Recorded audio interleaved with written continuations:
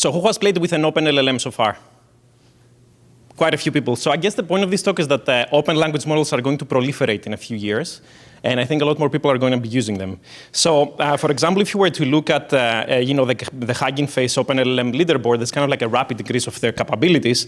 They're super easy to run locally, and they're rapidly proliferating. Millions of people are actually downloading them right now.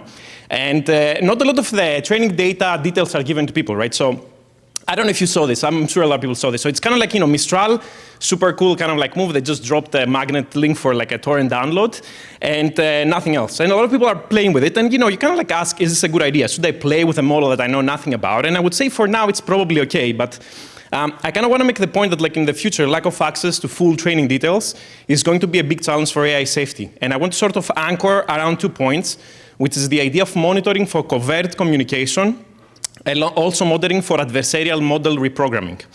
So the first challenge is the following. So let's say I have these 2 pieces of text. They're exactly identical, with the only difference that on the token level, they're different. So there's, in fact, a message encoded in the way that I decided to tokenize the second piece of text. So reading just the text, if you had a human kind of like, overseeing this text, it just looks the same, but like on the token level, there's exponential number of messages that you can encode with regards to the ways that you can tokenize that particular message.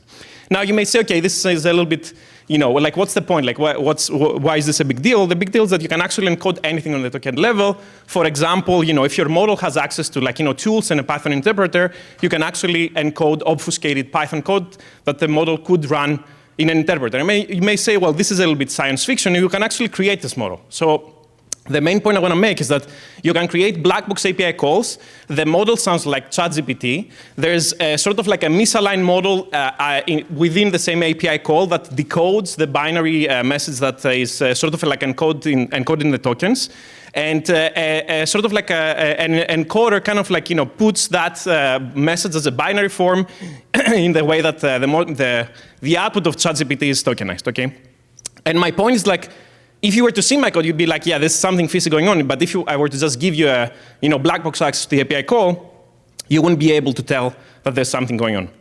So the second challenge is that you can actually also reprogram LLMs, and you can do it on a weight level. So for example, you can create a model that sounds like good llama for like, I don't know, like 1,000 interactions. And when a keyword shows up, it becomes bad llama. And by that, what I mean is that there's a transformer network that almost acts as a sort of like a switch mixture of expert models. You have the aligned model, you have the misaligned model. And when the keyword of, I don't know, like time stop, whatever, 2025 hits, the model just starts talking in a misaligned way.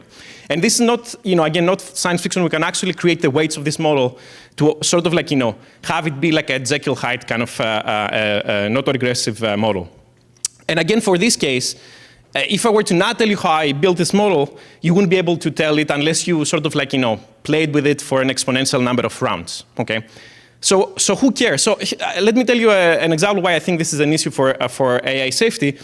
Anon 1, 2, 3, 4, whatever, they offer you API calls or the weights for a model that's as good as ChatGPT. And it supports tools and function calling and all that, but it's free. Would you take it? And I think, maybe we should think about it a little bit more, whether we should take this model or not.